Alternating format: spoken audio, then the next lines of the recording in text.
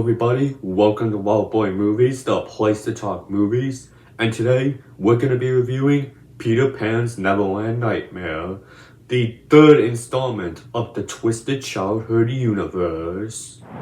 Right now I'm going to have some information up on screen for you to read, like director, runtime, and PAA rating. All of that will be up on screen for you to read right now. But be sure to hit that like button, subscribe if you haven't already, and comment down below your thoughts on Peter Pan's Neverland Nightmare. But without further ado, let's get right into the pros.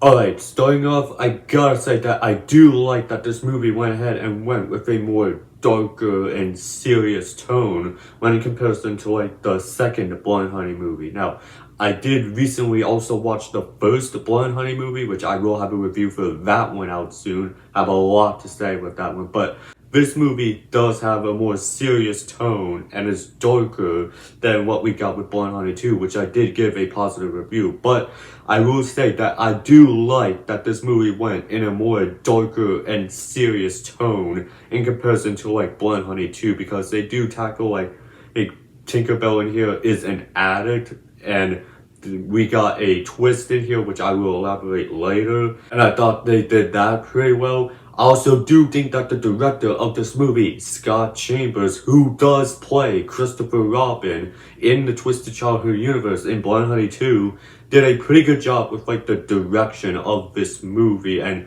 leading into that darker and serious tone. I thought he did a good job there, and he did some great sequences in terms of directing.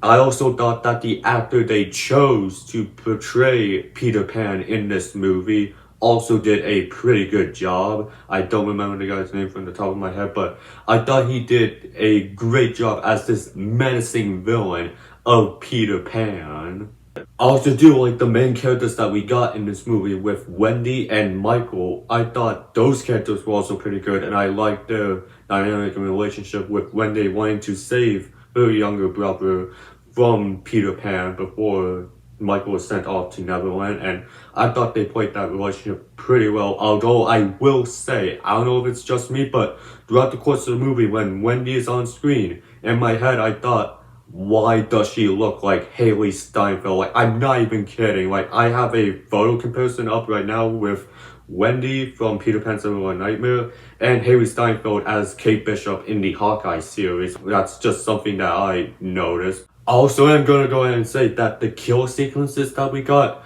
are pretty bloody. They do not hold back on the blood and gore. It is pretty bloody and violent with what we got in the Twisted Childhood universe before with the previous Blood and Honey movies.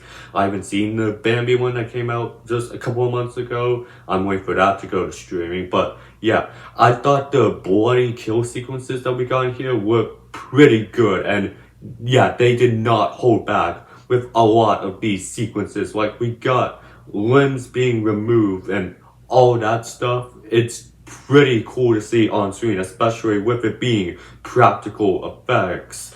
And yeah, I really like that they were able to go with practical effects rather than CGI for some of like the blood scenes. We do get a lot of practical stuff in here, and that's just great to see. But my biggest pro with the movie is that they do go ahead and lean into the lore of Peter Pan, bring in Neverland, bring in this Tinkerbell character, and bring in Captain Hook, which we don't see much of in this movie at all. I like that at this point in the TCU, starting with Blood and Honey 2, we're really leaning into all of these characters and their lore from these stories that were made a while ago that are now in the public domain and are now being turned into horror movies. Like, I do like that they continue to do that here with Peter Pan's Neverland Nightmare. Like, it really builds up this Twisted Childhood universe that we're in this world where Neverland exists. There are children being turned into these crossbreed animals, as we learned in Blood and Honey 2.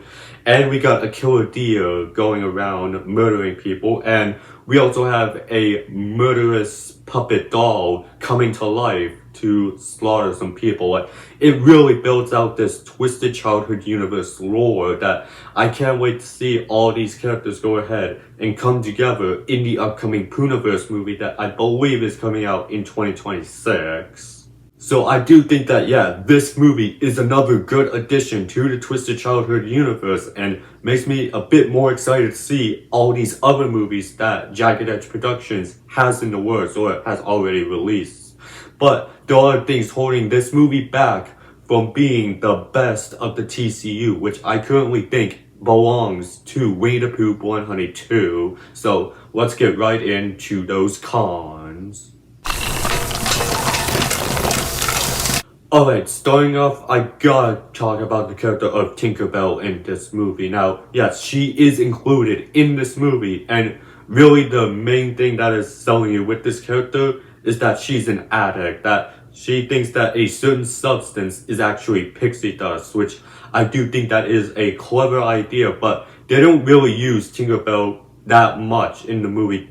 Now, yeah, I do gotta say that she is included a lot in this movie, and she does have like a bit in the final act of the movie when Wendy is going to rescue her brother Michael, but I feel that they didn't use Tinkerbell to her full advantage in this movie when helping Peter Pan help these kids to Neverland. I also have an issue with the lighting in this movie. Now, don't get me wrong, the cinematography in here does look pretty good. You do get some great looking scenes in this movie.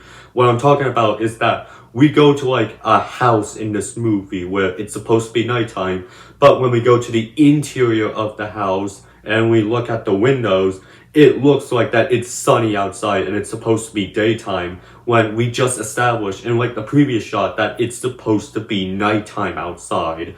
That really bugged me in this movie, and it's something that also bugged me with the first Blood and Honey, which I will get to in my review for that movie, but it's just something that bugged me. Like, it's supposed to be nighttime in that particular sequence, then why is it like the lighting outside make it look like that it's daytime rather than nighttime? Like, that really bugged me in this movie. Unlike the big final twist in the movie, which I think is the biggest weak point and con that I have with Peter Pan's Neverland Nightmare. So essentially the twist is Neverland actually doesn't exist, and Peter Pan is not sending these kids off to Neverland. He's just a bit delusional, and I'm kind of mixed on this because as like a twist for a Peter Pan movie, I think that is actually a great twist that they could have go ahead and implemented. Like, it would have been a great twist to include in a Peter Pan horror movie.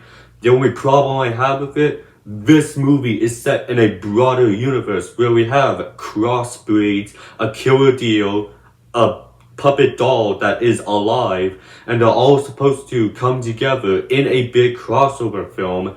My big con is that we have all of this fantastical supernatural stuff going on, but yet they decide not to with this Peter Pan character, and that Neverland doesn't actually exist. Like, that is something that bugged me in the wrong way. Now, if this movie was standalone and not connected to a broader universe, I would not be that negative towards that twist ending, because I thought if it was a standalone movie, not connected to anything, it would have been a great twist. But since it is connected to a broader cinematic universe where we're supposed to be seeing Peter Pan fight off against Winnie the Pooh, that really held that twist back a lot for me. But that twist ending is just holding this movie back from being better than Blood and Honey 2. But even with all those cons that I mentioned, I still had a good time with this movie. It would be one that, yeah, I definitely do go ahead and rewatch again.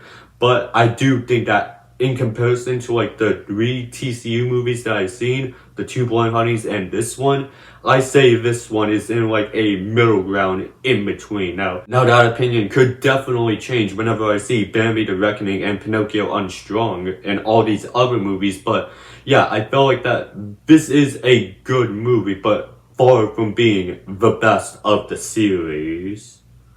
So for my scorecard, I'm gonna give Peter Pan's Neverland Nightmare 3.5 stars, with the score out of 10 being 7.3 out of 10, with the percentage being 73% with a grade of C, with my final verdict being another good TCU installment. But that was my review for Peter Pan's Neverland Nightmare. I want to hear from you guys. What are you guys' thoughts on this movie? Go ahead and leave your thoughts down in the comment section. And while you're at it, be sure to hit that like button, subscribe if you haven't already, and I will see you in the next video. And have a great day.